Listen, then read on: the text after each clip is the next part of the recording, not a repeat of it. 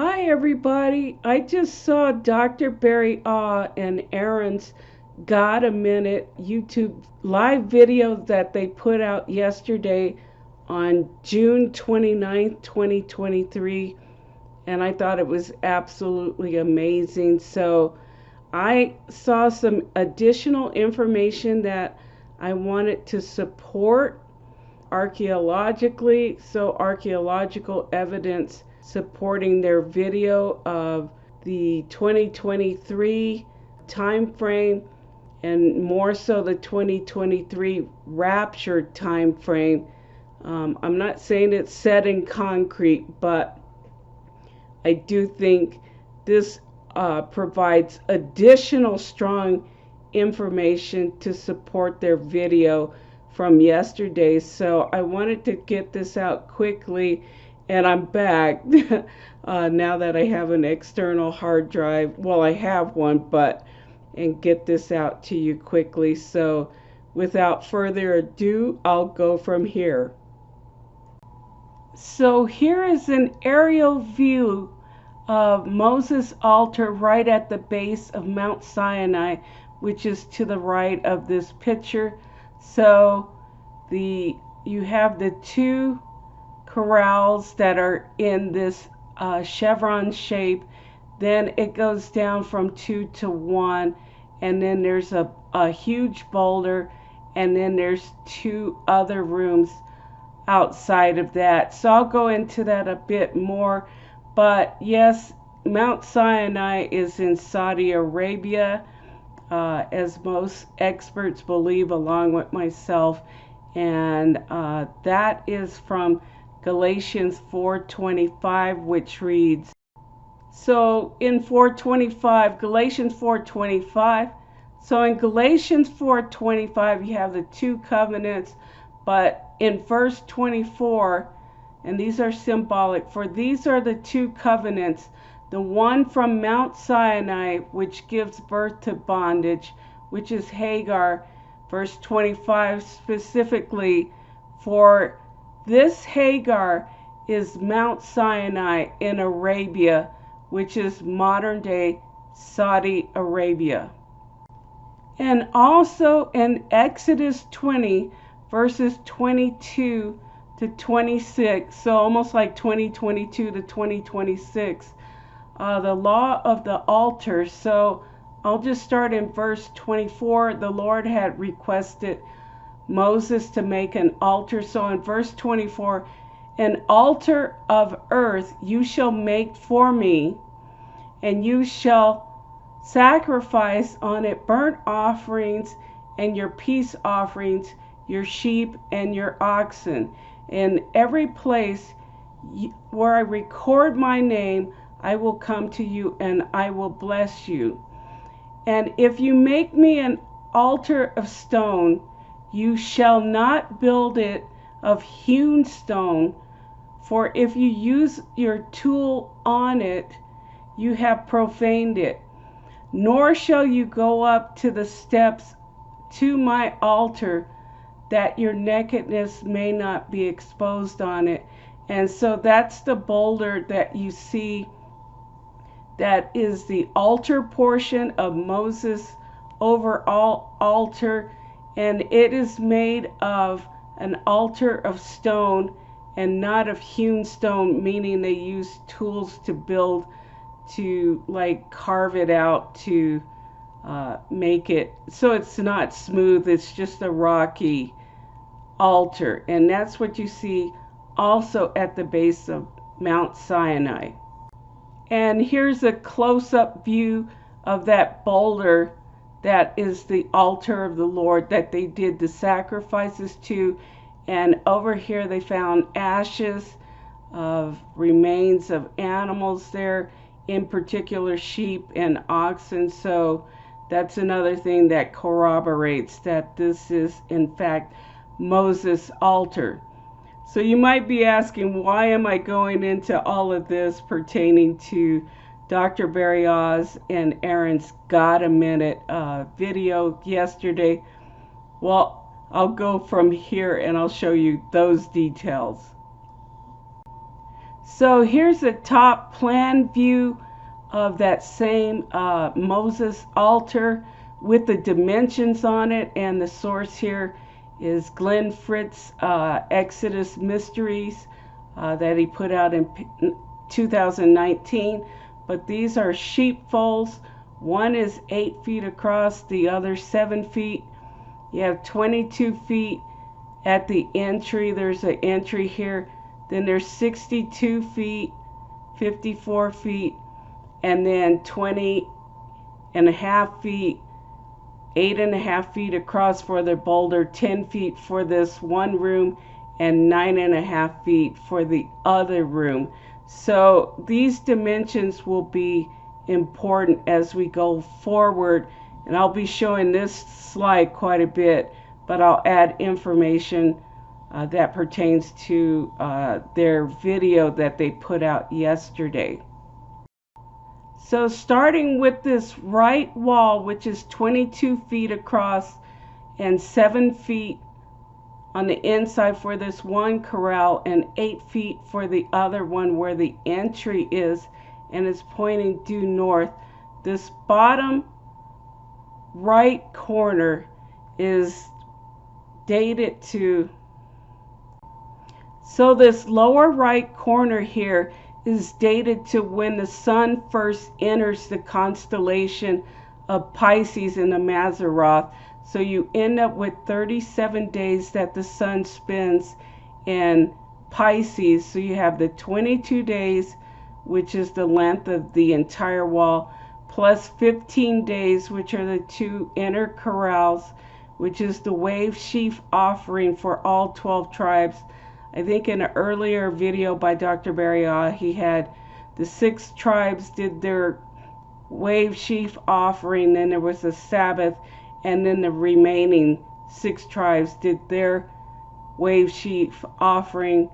And then I believe there is one season change in there for the spring equinox. That brings you to 15 days. But anyways, this is the full 37 days of Pisces. And then you get to this corner right here, this upper right corner, and that is the start of the constellation of when the sun enters Aries.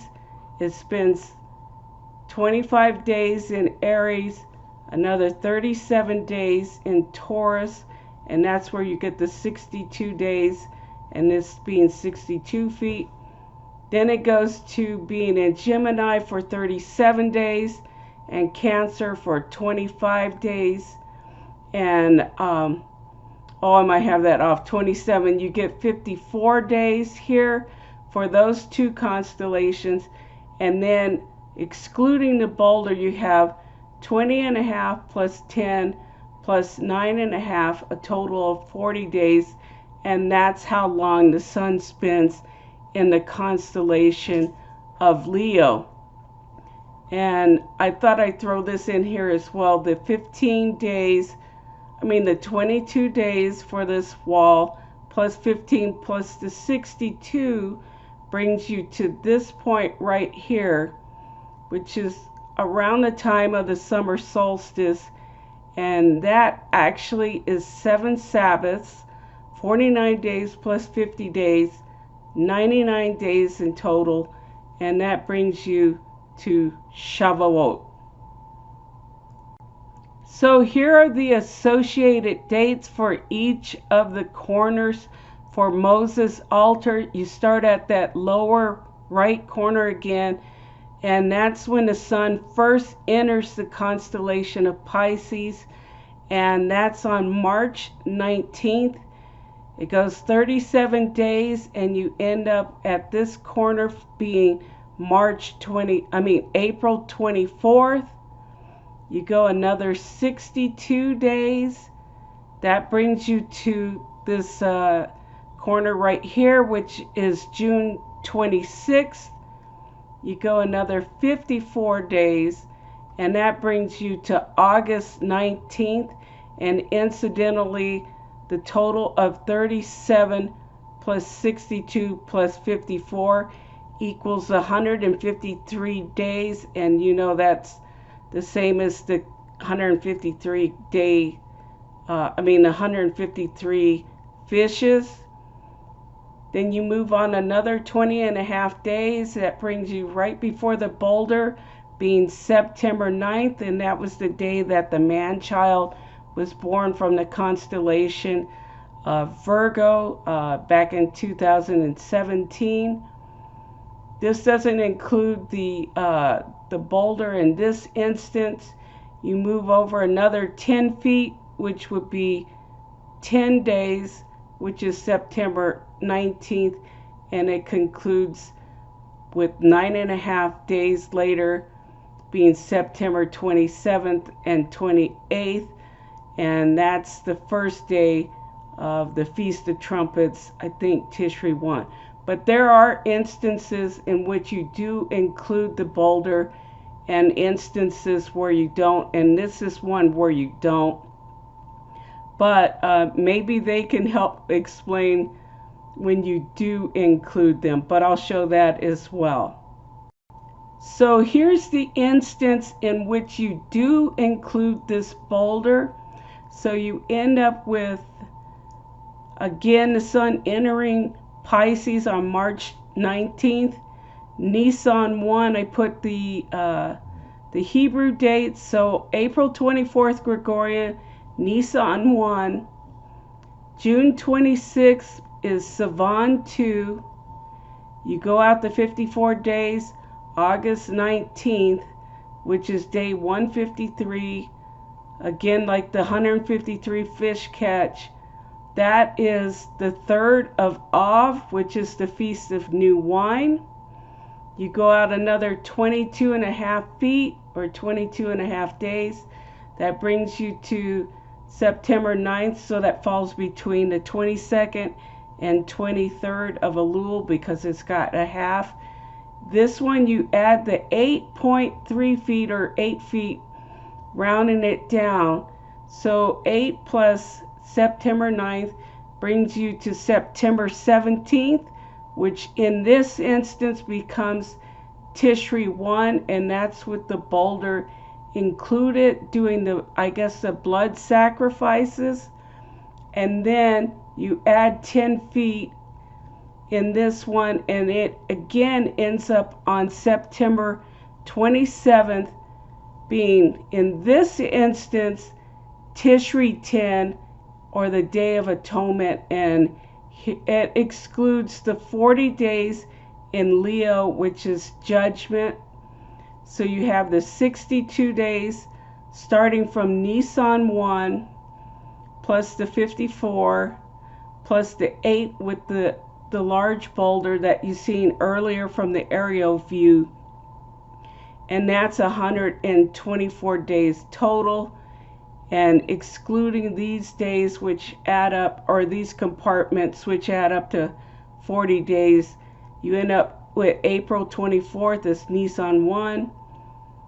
The 3rd day of Av, which is the Feast of New Wine, on August 19th. Tishri 1, then the Feast of Trumpets ends up being on September 17th. And then Yom Kippur on Tishri 10, the Day of Atonement, on September 27th. So there's a difference between including the boulder and not including it, but it all concludes on September 27th. And again, Dr. Barriault may be able to explain why with the Feast of Wine that there may be a blood sacrifice offering on that day as well, which I'm not familiar with. Then Dr. Barriault also mentioned that the constellation of Cancer, which is the crab, represents heaven, and that being the sheepfold, which these corrals do hold in both of these compartments. And then maybe it goes down to 1, and then the sacrifice takes place top of the altar of sacrifice, the boulder. But it does have the shape of a crab, and with its claw hook here. So I superimpose that with the constellation of Cancer. Here's a cropped view of Cancer, which is the sign of heaven, as Dr. Barry Oz said. And he said two of the stars were signs or named after donkeys' asses, but I actually found this instead. So the main stars in Cancer in the Mazzaroth are Tegmine in the tail of Cancer, which is the brightest one, which means the sheltering or hiding place or holding. Then there's the Praecipe, which is means the catapult, which is the cattle fold, and is a bright nebula, which is now called a beehive. And then there's also I'm slaughtering it. So there's also Al-Himarine, which means the kids or lambs. There's Al-Kumbainin, which means in Hebrew, which is the large lower claw, which is the sheltering or the hiding place. Sorry, I'm mispronouncing these words. And then there's Alaf, which means the assembled thousand, and that star is also called Al-Harmin, like earlier here, which means the lambs. So when you combine that, it's the cattle folds, including kids and lambs, binding together and encircling, sheltering one who possesses them and the great multitude. So that's all being the stars that are within the constellation of Cancer, and Cancer also represents heaven. And when you superimpose the constellation of Cancer on top of the Moses altar, you do see the claw hook and the two corrals, and I'm sure you could align it a little bit better than I did, but you can see how it does superimpose on top of Moses' altar with the constellation of Cancer. So also near the base of Mount Sinai, or Jabal al-Makla, was this mystery marble stone with an inscription, faint inscription on top of the stone, which Dr. Glenn Fritz thought was the markings appear to be composed of Greek or Arabic characters. He found someone that was either a Bedouin or someone that spoke Arabic, and they thought that it was showing these characters instead, which is, they thought it was 1415, and I believe that was the 40th year, 1415 BC, in which Joshua and Caleb left the Sinai wilderness.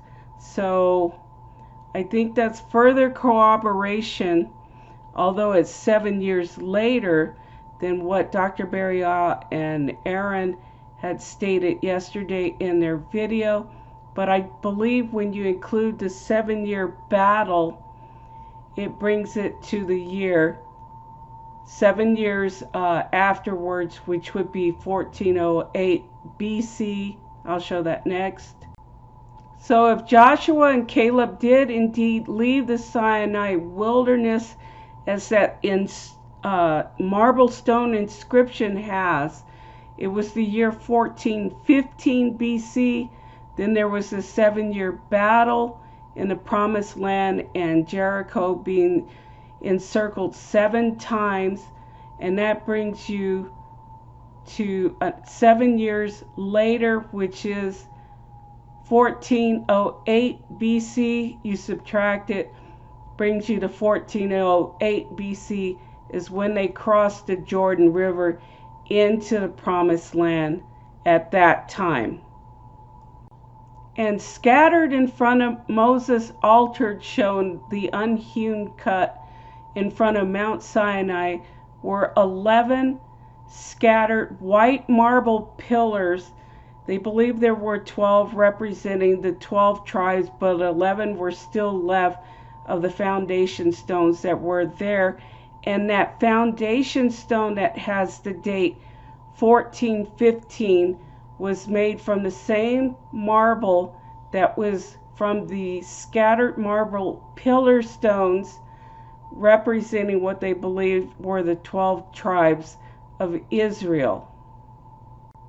So going instead with the 1415 BC date minus 7 years of battle, bringing you again once to 1408 BC instead, then based on Dr. Barry Ah and Aaron's Got a Minute video that was put out yesterday with the 3,430 years with the 7 times 70 times 7, and I'll put a link to their video below.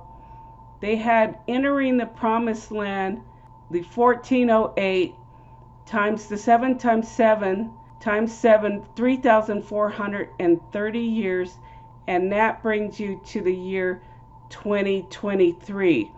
So I don't have any evidence for the 1401 in the year 2023, but I do have hard archaeological evidence from Moses altar site and that marble inscription that has the year 1415 BC minus the 7 years of battle.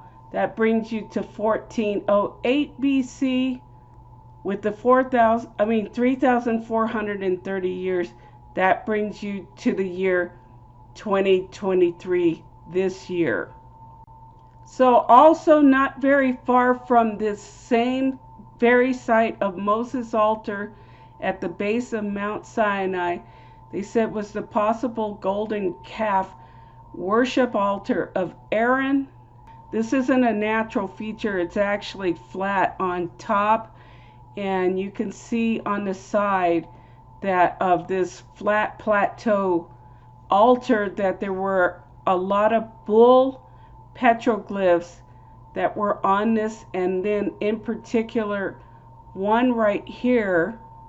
They said that cattle was not indigenous to the Saudi Arabia area near Tabuk, but on that petroglyph highlighted that it was more reminiscent of the Egyptian bull altar or Egyptian bull worship that was on a tomb in Egypt, remarkably similar to a painting on an Egyptian tomb with the petroglyph of the bull altar near Mount Sinai. And here's a better view of that same bull petroglyph compared to the Egyptian painting on the tomb and the flat plateau that was on top of this altar, believed to be Aaron's altar, with the golden bull or golden calf that they put the golden calf on top of. So I wanted to get this video out quickly right after they put out their video, as I saw a lot of archaeological evidence that back up all the stuff that they showed yesterday, minus the 1415 BC versus 1408 BC, but they both end up being with 1408 BC. I just don't have archaeological evidence for the 1401 BC ending up with the 3,430 years added to that, concluding in 2030 AD, but rather based on Moses' altar in Mount Sinai, which strongly supports a rapture in 2023. So, however, I do think, although there's no archaeological evidence, I do think that it can be inferred that it is in fact 2030 as well, based on the information that they presented yesterday. So I'll end with this chart again of Moses' altar, which shows the dimensions along with the associated Gregorian dates and the Hebrew dates, this corner again being Nisan 1, going over to this double corral edge, which is the 3rd of Av, which is the Feast of New Wine, which Dr. Berriad talked about in a few previous videos.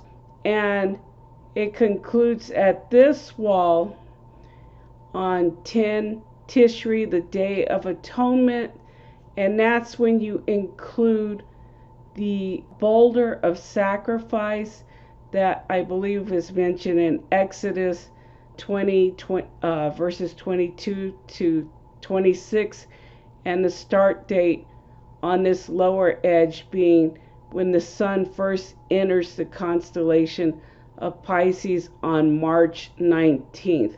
So there are two versions of this. I can't fully explain it, but I do see it, that there's one when you do include the boulder of the altar of sacrifice, and one when you don't and you just go straight on with ignoring the 8 feet of the boulder width. But in this case, the last 40 days of judgment, which is the elbow of the crab in the Mazzaroth, is excluded in this particular timeline. So anyways, if you have any questions, I'll try and answer them as best as possible. I will include their link again to their video from yesterday, as well as other sources that I took the Moses altar and the altar of the golden calf that I got from other places. They have wonderful pictures and more information, so I didn't include it in the video. So anyways, I hope you have a blessed day, and I will talk to you soon. But please get saved, because you can tell that the time is ever so close. We're already the latter part now of 2023, and so please get saved and come to the Lord, because this is, I think, a high watch. I won't say exactly, and like Dr. Berriad and Aaron said, that if we go beyond this time frame, then we'll have to reevaluate it, or well, but I think this is pretty solid information, given the fact that this is actually Moses' physical altar at the base of Mount Sinai, in my opinion. So, all right, I will conclude here, and have a blessed day. Take care.